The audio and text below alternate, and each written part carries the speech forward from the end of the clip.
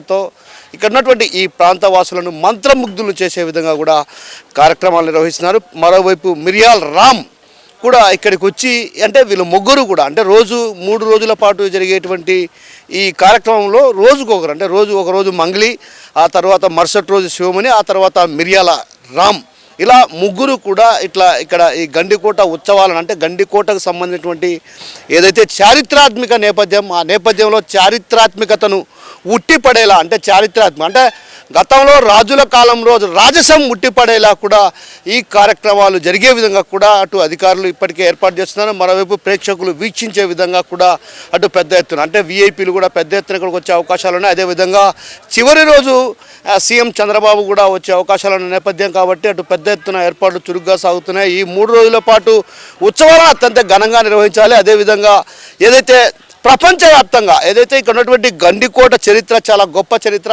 ఇక్కడ చూడదగ్గటువంటి ప్రదేశాలు ఎన్నో ఉన్నాయి.